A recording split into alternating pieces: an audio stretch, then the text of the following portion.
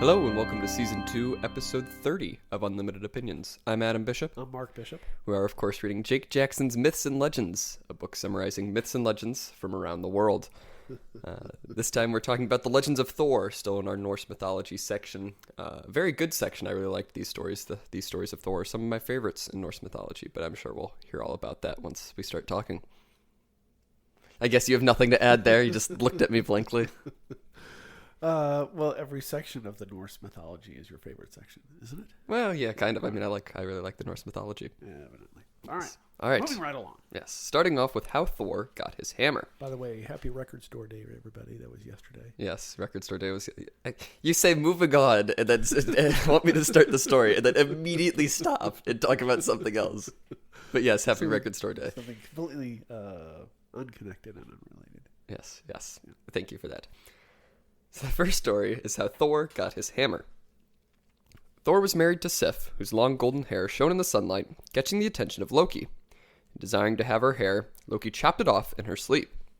When this was found out, Thor was furious, and a terrified Loki promised to find even better hair for Sif, and so he set out for Svartalfheim, the land of the Dark Elves. Loki came to the dwarf Dvalin, begging him to make the hair, as well as 2 extra gifts to win the favor of Odin and Frey. Dvalin worked for many hours, fashioning the spear Gugnir, which would always hit its mark, and the ship Skibladner, which would always find wind and could be folded down to fit in a pocket. Finally, Dvalin spun the most graceful golden threads into a thing of beauty that would become Sif's hair as soon as it touched her head. So Loki set out happily to Asgard. His happiness attracted the attention of 2 other dwarves, Bragi and Sindri, who asked him the reason for his happiness, and Loki boasted that Dvalin was the best smith of all. Bragi then claimed that they could forge even better gifts, and so Loki challenged them, wagering his own head. Can I interrupt you? Of course, you always do. Well, usually I let you summarize. This is kind of a long one anyway. Yes. But, so I didn't understand, and since you're like an expert in Norse mythology, I would not say I'm an expert, but why did the dwarf, the like super stud sword maker dwarf, why did Dvalin, the first one? Why did he just agree to help out Loki for no? I mean, he didn't get anything out of it. I mean, it's just a common trope in Norse mythology. There's always just making things. Like, that's just what dwarves do. Yeah, so you just, if Loki goes down there, then he has to beg him, and then he'll do something nice. There's another story in the next episode, so for our listeners, you have to wait a week to hear this story. Well, don't tell us now. Well, I'm just going to say that it kind of goes into how the dwarves viewed the gods and that sort of thing. And so then he happens upon these other 2 dwarves who were like, you should be happy. You know, like Loki's prancing along. They're like, well, they must be up to something no good. And then he challenges them, or they say that his stuff isn't good enough. And so then he issues a challenge that they can't do it better. And I don't know why they're bothering to do it better. I mean, are they all kind of stupid in this story? I don't think they're stupid. I think the dwarves are very proud of their work. They're very proud beings. Right. Is kind of how they're characterized, and so they always want to be the best at what they do. Right. Because he doesn't kind of explore the motivation. It's just like it happens, and I'm wondering why on earth are they wasting their time helping out and proving that they could do these special things. Yes. So that's what they're doing, and then I interrupted you. Yes. So the 2 dwarves then set out to work, with Bragi working the bellows. And when Loki saw their determination and skill, he decided to intervene, and so transformed into a gadfly and stung Braki's hand. But he continued the bellowing without missing a beat. Sindri then pulled out the boar Gulenbursti from the forge, which had the strength of every boar in the world and could shine light into any part of the world. This was the perfect gift for the sun god Frey. They continued working, and once again Loki stung Bragi, this time on the cheek, and he turned white with pain, but still did not miss a beat. And this time Sindri pulled out the ring Draupnir, which became a symbol of fertility, for on every 8th night, 9 identical rings dropped out from the first ring. And the author doesn't really specify why he's stinging these people or this person. Well, because it's to distract them. Yes, it's not spelled out. I'm like, okay, why? What's the point of this? Because, and I'm wondering why are you just like a little gadfly? Why weren't you a giant wasp, or something else, or do something more likely to? Well, I think it's so he wouldn't be noticed, right? Because if they saw this big wasp coming in, I guess that might be Loki. It's gotta be something. Yeah. Yeah, I don't know. I guess it's so it's small enough to not be noticed, but big enough to cause a problem. Yes. Although I guess those little flies probably are really a pain when you're trying to work on your forge. I would imagine so. Do you speak from experience? No, but when you're working in the garden or something, Yes. these little flies. Oh, it's just terrible. Or if you're walking through the woods, Yes. those little flies. Yes. Buzz by your ears. Yes, I know what a fly is. Thank you for the description. Not like a horse fly or a common house fly, but like those little ones. Yeah. Yeah. A gadfly. Yes. I don't call them gadflies though. What do you call 'em? Do you call them gadflies? I think a gadfly is a bigger fly, isn't it? Or is a I don't gadfly know. a smaller fly? I only know the use of gadfly is like some odd person that kind of wanders over to your group or something. He's a gadfly. Yeah, okay. maybe it is a smaller fly, but it's some sort of fly. The dwarves continued working. Once again, Loki stung Bragi, this time on a vein on his forehead, which caused blood to stream into his eyes. For a second, Bragi lifted his hands to wipe his face, and this caused great damage, for Sindri pulled out a hammer, whose handle was far too short. However, Sindri pointed out that this could have an advantage, for the hammer could then be hidden inside a cloak. This hammer was named Mjolnir. Loki and the two dwarves then came to Asgard, giving Odin the ring Draupnir and the spear Gungnir, Frey the boar Gulenbursti and the ship Skibladnir, Thor the hammer Mjolnir, and Sif her golden hair.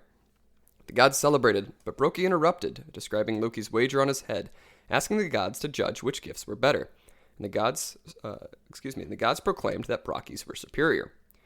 Loki fled, but Thor threw a lightning bolt to restrain him and return him to the dwarf. But before Bragi could kill Loki, could kill him, yes, Thor had pity on Loki, insisting that Bragi could not cut his head, for his neck still belonged to Thor, and he had no right to take Loki's neck.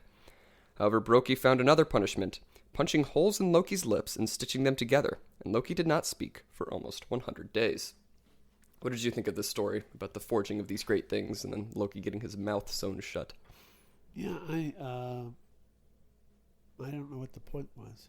You don't know what the point? It's just a story. Oh, Yeah.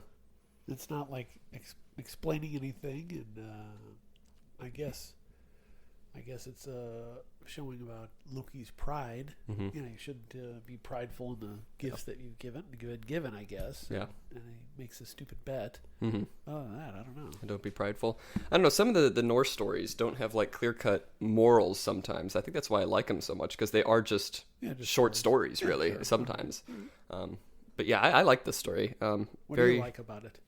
I like all the things that the dwarves make. They're very interesting, just things to make. Yeah, the rings. The ring is called Draupnir. Yeah, and then very Tolkienish. Don't you think? It is a ring. It is a ring. And Tolkien wrote a story about a ring. You're right. Doesn't this ring create 9 other rings, like the 9 Yes. rings of men? Yes, but it's constantly multiplying. So each new ring then makes 9 more rings. Oh my So every 8th night, just more and more rings, which is a lot of rings. Yeah. That would almost be a curse at some point. Mm-hmm. Like the scene in Harry Potter, in one of the last 2 movies when they go into the vaults and they touch the gold and the gold starts multiplying. Right. Yeah. Just like that. I mean, if this were true, Yes. the world would be nothing but rings by now. that is Hundreds true. of years of rings. That is true. Every 8th day or whatever. Yeah, that's oh my a God. lot. It's a lot of rings. Yeah. And that actually probably We'd have to create something to eat rings. we would. Or to We dissolve would. them. Yes. Like fire would dissolve rings. Yeah, but I mean, they're just multiplying. That would so you just be still a have lot the of. volume That of would it. still It had be to yeah. something that would like consume it, turn it into something else. True. Anyway, what was I even saying? I was saying that probably has like symbolism because of like the 9 rings, and after like the 8th night, that's probably directly related to like pregnancy, is where that comes in, because like the 9 months results in further multiplication. I guess. Yeah, well, that's just my thoughts there. But yeah, I mean, I especially like the ship because he doesn't really describe it in too much detail. But in the Norse myths, that's Frey's boat that he can fold down like into a tiny little piece of paper essentially and put in his pocket. Yeah. And he folds it back out into this big ship. Puts it in his compass. Yes, in his compass. Mm-hmm. Yes. Any other thoughts on the story of how Thor got his hammer? No.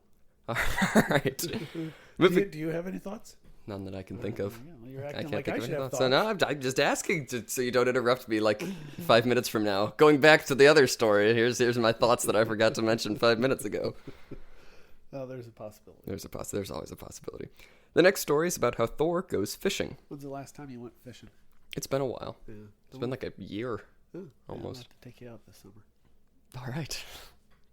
I'm trying to fish more this year. Really? Yes. Why is that?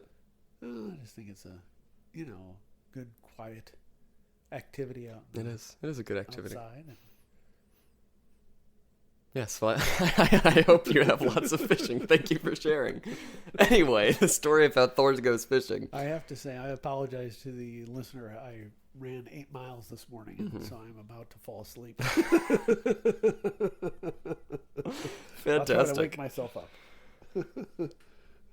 So, bored of his battles against the giants, Thor desired to kill the world serpent Jormungandr, so he disguised himself as a human and went down to Midgard, coming to the cabin of the giant Hymir. All right, is this Jormungandr?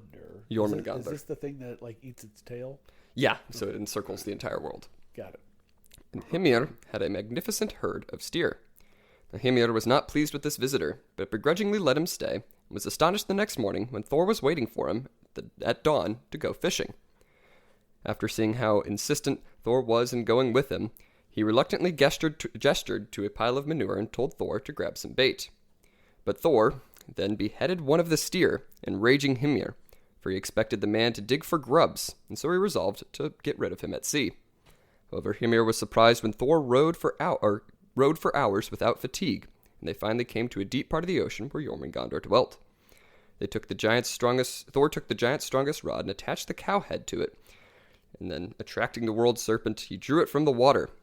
Hymir realized his guest was not mortal, and fainted as soon as he saw the serpent's terrible face. After several moments, he came to, and could take no more, slashing Thor's line and releasing the serpent. And Thor was furious, killing Hymir with a great blow. I'll read here from the book.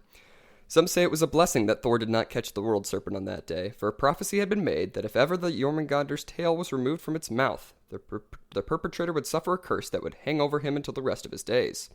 Thor rowed steadily until he reached the shore. Within a day, he was back in Asgard. He did not speak of the fishing expedition again. What are your thoughts here about how Thor went fishing with this giant Hymir? Well, I don't know if he killed the giant. He did. He Oh, hit him with that's a true. blow and sent him flying into the icy waters, never to be seen again. That is true. But maybe he's just far away. That is an excellent point. But maybe he's dead. I don't know. Yes, I would imagine that would probably kill you. I think Thor is a jerk. He goes to this giant's house, and he's a guest in his house, and the guy likes being alone, so he gets up early to do his chores, and there's Thor. Hey, let's go fishing. All right, well, he's going to take him out fishing, and then he tries to catch the worst serpent in the sea.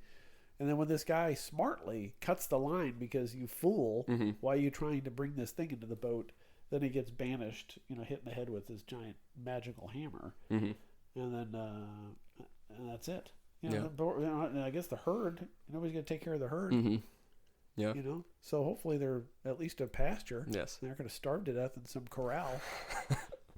Because Yes. Well, the giants are really seen in Norse mythology as just being pure evil. Like they're. This guy's a nice guy. He lets them stay there. Yes. He takes them fishing with them. If I take somebody fishing and they try to catch Jormungandr. Nope, not quite. Jormungandr, I'm going to be pretty bent out of shape. Yeah. Yeah. And if we're going fishing in my boat, yes, on my timeline, then we're going where I want to go. And when I tell you to stop rowing, you're going to stop rowing so we can fish. And that's not what Thor did. Yes. Well, Thor is like the eternal enemy of the giants. Like that is one of his sole purposes in Asgard is to specifically just kill giants. Like that is his whole thing as Thor. So that's kind of his role in most of these stories. Yeah. So I think you might be giving Hymir too much credit. Why? Because he's a giant. He's a giant. I think you're an anti-giant bigot. You know what? Maybe I am. maybe a giantist. Because there's another story in this section. Yeah, it'll be the next story that we're going to read here. There's a nice giant. Yes. They go on a walk and stuff. Yes. Well, we'll get to that. Yeah. Right now, actually. Yes. In the Hall of Giants. Yes, Thor in the Hall of Giants. This is Thor the failure. Probably my favorite story in all of Norse mythology, actually. Really? Yes, I really like this one. Huh. Thor and Loki had once set out to Jotunheim, and as night came, they came to a peasant's hut, who offered them all that he had, but there was nowhere near enough food for all of them, and so Thor took his 2 goats and cooked them, ordering that their bones be piled on his cloak. However, the peasant sliced open one leg bone and tasted the marrow, and in the morning the 2 goats were reformed, but Thor noticed that one was limping, and realizing what had happened, he nearly killed the whole family, but the peasant admitted his fault, and as payment, Thor took his son Thialfi and daughter Roskva to be his servants.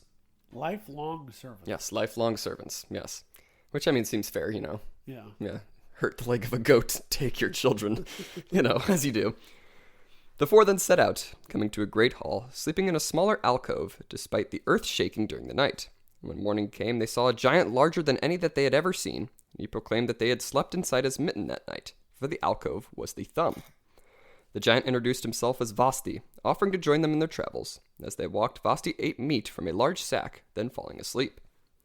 Weak with hunger, Thor and Loki attempted to open the sack, but the knots remained fastened, and the giant's snoring could not let them sleep. Frustrated, Thor lifted his hammer and struck Vasti's head 3 times, but each time he simply stirred and said that a leaf or a branch or an acorn must have fallen on him in his sleep, and Thor angrily gave up. The next morning, Vasti declared that he must journey elsewhere, giving them directions to the castle of Utgard Loki, king of the giants, warning them that the giants there may be even larger than him. The four finally came to the castle, and sure enough, the gigantic Utgard Loki mocked Thor's size. And so the four cried out in indignance that they could beat the giants with their many talents in a series of challenges. The first task was an eating task, and Loki was pitted against the cook Logi, and Loki ate ravenously, devouring all the food before him. But as he finished, he saw that Loki had eaten not just the food, but the platters and the table at his end, winning the challenge. Thor and Utgard Loki then engaged in a drinking battle. Despite swallowing as much as he could, Thor found his horn was still full. Thialfi, who had grown fond of Thor, then stepped forward, challenging the giant Hugi to a race. And at first the race appeared to be a draw, but in a rematch, Hugi reached the finish line by the time that Thialfi had even lifted his foot. Utgard Loki then challenged Thor to lift his cat, and even with his belt of strength, Megingjord, Thor could only lift a single paw. Asking for one final challenge, Utgard Loki then told him to wrestle his 100-year-old nurse Ellie, but Thor could not even move the frail old woman. In despair, Thor turned to leave, but Utgard Loki proclaimed that he had been forced to do something to keep Thor away forever. I'm going to read a decently long section from the book, which I'm sure will make you very angry. At that, the giant transformed. In an instant, he was Vasti. "Do you recognize me?" he said. "When I lay sleeping just last night, I took the precaution of placing a mountain over my head, one which is invisible to you, Thor. And it is just as well, for it seems that when you were unable to open the magic cord of my sack, you took it upon yourself to hit the mountain." There he paused, and casting open a curtain, gesticulated out the window to a series of valleys surrounding the mountain on the horizon. "Those valleys," he said solemnly, "are the blows you aimed at my head." Thor gasped, but said nothing, waiting for the king to continue. And continue he did. Loki's opponent had been none other than Wildfire, and Thialfi's racing partner had been the king's thoughts, and there could be none as swift as these. Thor's drinking hoard had been dipped at one end into the ocean, and no matter how deeply he had drunk, the ocean would have remained undrinkable. Utgard Loki commented that the tides of the ocean had been altered by Thor's great swallows, but then he hurriedly went on. The cat was in reality Jormungandr, the world serpent, and had Thor not heard the gasp of terror when it seemed as though Thor might be responsible for removing the serpent's tail from its mouth? Everyone knew what chaos would exist when such an occurrence would happen, for it had been prophesied that the end of the world would be nigh. Ellie was old age itself, and he had nearly unseated her. In all, Thor had been successful in many ways. Returning to my notes, Utgard Loki praised Thor, asking him to never return, but Thor raised his hammer to kill the giant, but in an instant the hall was enveloped in mist and disappeared.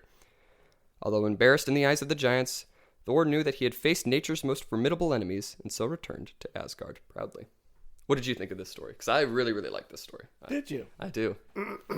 I like the turn of events Mm-hmm. at the end where he kind of explained why they weren't able to do the different tasks Mm-hmm. because they were set up for failure. Mm-hmm. But fail they did. Yes, they did. Failed every one. I was just wondering, why would you, if you're in a giant's castle that's huge, why would you have an eating contest? Yes. Or a drinking contest or a racing contest? You would think it would be like Bilbo did in The Hobbit. You'd have a challenge of riddles. Yes, of riddles.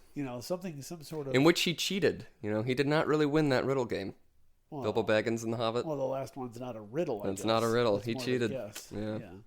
Well, in his defense... now we're getting sidetracked. What's his name? Gollum. Gollum was threatening to murder him. That is so true. I think That is true. He's kind of justified in kind of just stealing the ring and running away. Possibly. But yes, you were saying you shouldn't challenge the giants in these tasks. Yeah, that and they failed it all. Mm-hmm. Yes. And Thor reminds me. Oh boy. Of, I don't know where you're going with this, but whatever you say, this reminds me of something. It's something completely unrelated. Unrelated. I am a fan of watching Star Trek: The Next Generation. Yes. And there's a character in that, Lieutenant Worf, Mm-hmm. and he is half Klingon, half human. I Yes. think. I know he's a Klingon. Something. And I have nicknamed him Lieutenant Failure because every task they give the poor guy, he fails at. Really? Yes. I haven't seen enough episodes of Next Generation. Well, the next time you're going to watch one, and Okay. it has him, Lieutenant Worf in there, you'll see him fail. He's earnest, and he's supposed to be like, he's super strong because he's Klingon, but he always fails in all his tests. Anyway, Gotcha. so Thor is Lieutenant Failure of this story, Mm-hmm. and evidently the last story too, because he failed at the fishing. Yes. Yeah, he really has he has a rough time of it in a lot of these stories, actually. Like, he's pretty beaten down a lot of the time. Right. But I really like the story. It's even described, like, even cooler in the actual, I think it's in the Poetic Edda. Yeah. But it's really, really neat how they describe this. And actually, like, the words here, like the cook's name being Logi, that is a word for fire in, like, the Old Norse. And then I would have caught that if I knew Old Norse. Yeah, if you knew Old Norse. But, like, Hugi, being the thoughts, Odin's ravens, Hugin and Munin, has that same root there, with thought being one of the ravens, Hugi being the, so Hugi and Hugin, related words there and that sort of thing. But yeah, I really, it's just a neat sort of characterization there. Yeah. Like, the wildfire would be a cook who eats everything, time would be a sprinter, essentially. But it's a neat sort of characterization of the world. It's a neat way to hide things. It's just a really clever story, I think, just in general. And then putting a mountain on his head. Yeah, because you really don't see any of it coming, like, at least in my opinion, right? Because you're imagining that these are just some super-powered giants, and this is just going to be a terrible foe that Thor has to face, but it's actually just like nature itself. Right. Which can't fight nature. Yes, you cannot. He almost succeeds, though. Like, he almost, like, just beats up old age, which is, I don't know how that would even work, but yeah, I really like this story. I really, really do. Yeah, it was good page turner. Yes. You should thank Snorri Sturluson, I guess, or the Old Norse poets. Snorri Sturluson? Snorri Sturluson. He wrote the prose Edda. At least we know he's the author of that one. Yes. A long time ago. Yeah. I think that's a just like 2 weeks ago. Yes. Snorri Sturluson. Sturluson. Yeah, Snorri, the son of Sturler. Oh. Yes, Sturluson. Ah. Because that's the son, the Sturler. I understand. In Iceland, they still have, like, patronymic names. Like, they don't have last names. Oh. So I would just be like Adam Markson. So it's just like, name, and then name of your father, son, and then name of your father, daughter, if you're a girl. Is it a surname? Yeah, they don't have, like, actual surnames. Or like, family names, I guess. I guess that would be better in a small town. Yeah. Well, I mean, Iceland's such a small place anyway. But, I mean, they've kept that for centuries now. Because it's so isolated from people, though, don't they? Don't they? Iceland has more than a million can people. Check the population really quick if you want me to. Check the population. I think it would be confusing, but I guess informative. Yes. We should change your name. I should be Adam Markson. Markson. Yes. Let me see. All of you would be Markson. Iceland. Guess how many Iceland has. You were wrong. It's not in the millions. Really? Mm-hmm. Below 1 million? Oh, yeah. Huh. 600,000. No. Really? 366,425 as of 2020. Yeah. Huh. It's a tiny country. Didn't Trump want to buy Iceland? Greenland. Okay. Yes. Wrong big northern island, but yes. Huh. Is it Bjork from Iceland? Yeah, Bjork is Icelandic. Yes. Yes, thank you. Thank you for commenting that bit of wisdom. Bjork is, in fact, Icelandic. The famous 90s singer Bjork. Yes. Very entertaining. All right.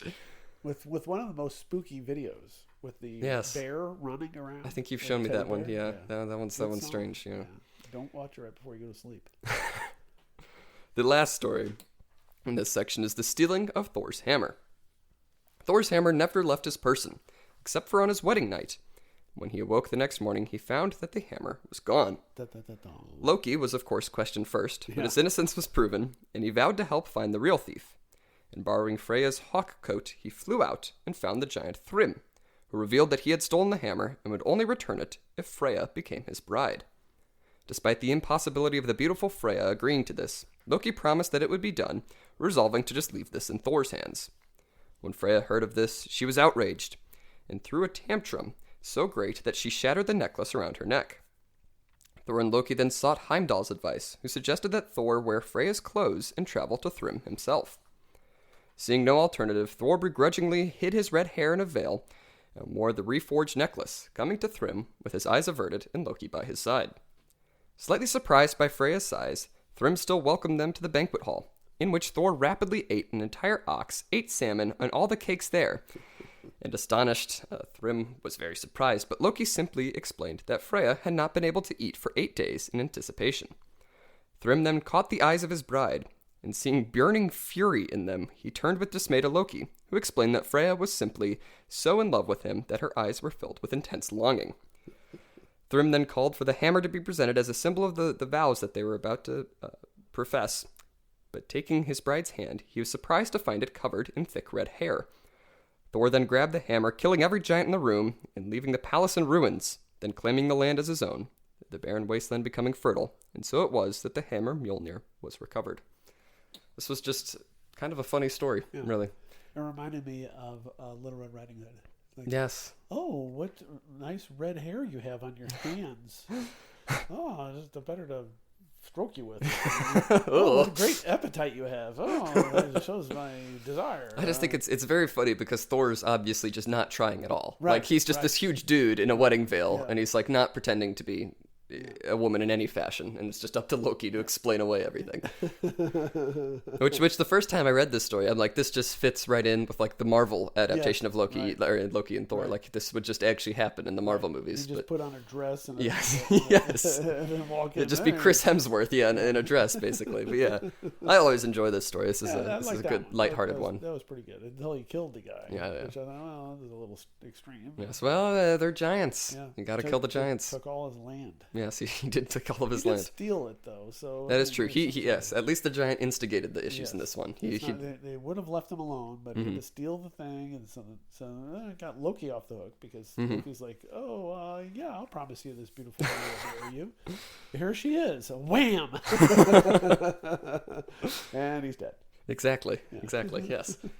Yeah, that was a great story. I really like all of the Thor stories in the Norse myths. They're very entertaining compared to a lot of the other myths. I agree. It's also kind of striking just how different like the tone of some of these stories are. Like, you can definitely tell which ones are the really old ones. Like, we look at the creation stories where it's just like name after name, and like this big fantastical thing happens, and then this one where Thor wears a dress, and it's like, it's kind of easy to tell that there were definitely like different stages of Norse mythology, different times that these stories were written. I guess. You guess? I don't know. You think that's evidence they were at different times? I think so. I mean, just tone-wise. I mean, they're very, very different. Probably, different authors. I mean, they've evolved definitely over time, but yeah. I guess would this make, should I say it? What? Thor a transgender? No, he's just a man wearing a dress. Oh, okay. Well, isn't that the same thing? That's a hot take. Yes, thank you for that. But yeah, what do you think of Thor overall with these stories? I mean, they're entertaining. I was expecting more like smash 'em up stories, conquering the giants, going to the... Yeah, all of those stories, it's always kind of alluded to, like in the Norse myths. Like, well, yeah, he's always fighting giants, but here's a story about a time he's not fighting giants. Right. Like, I can't really think of a story like in the actual Norse myths when it's just describing how he fought giants. Like, it's always like these not riddle contests, but like these competitions or like going out and fishing up Jormungand or that sort of thing. Kind of funny, isn't it? Yeah, it's strange considering that's like I said, his big purpose in a lot of these in the Norse myths is to kill giants. Yeah, that's his day job. Yeah. So these are his stories about what he does off time. I guess so. Yeah. But yeah, do you have any other closing thoughts on the stories of Thor? Not really. Not really. Sorry. You seem disappointed. I am disappointed. Usually you have tangents and rants and... No, because these are just... They're not deep thought ones. Yes, they're just enjoyable. Yes. They're just nice little stories. So you took no issues with them. I think that's the big thing. When you take issues with the story, that's when we get all the thoughts. You're trying to provoke a rant. Yes. And I'm rant-free today. It's the combination of being tired and then the stories just being lighthearted stories. Just, stories that don't offend me. Yes. I have a lot less content. Exactly. Unless I'm angry. Yes. You have to offend me, and I can start going on. Well, then I guess we should wrap up the episode here because we are recording 2 episodes back to back. So, and we shouldn't tell them. Oh, we shouldn't tell them that. Well, it'll be a week for them. It'll be like 5 minutes for us between these 2 episodes. But yeah, those were the Legends of Thor. We're like time travelers. We are not. I think we've been over this before. We had this conversation because you said because you said something about this being like broadcast to a live audience. Like it's just not. Because the audience is not listening to this live. We've had this conversation. They're alive. They are alive. They're listening to this. Yes. We're dead. Think this is gonna happen like 80 years from now? But like this conversation is live while we're saying it, and it'll be but it's that's not what live means. Live means they're listening to it as it's happening. The conversation has already happened by the time they listen to it. It is not live. It is pre-recorded for the listeners. That is not how that works. Okay. Jeez, I'm like rants. All right. Yes, those are the Legends of Thor. This has been Season 2, Episode 30 of Unlimited Opinions. I've been Adam Bishop. Still one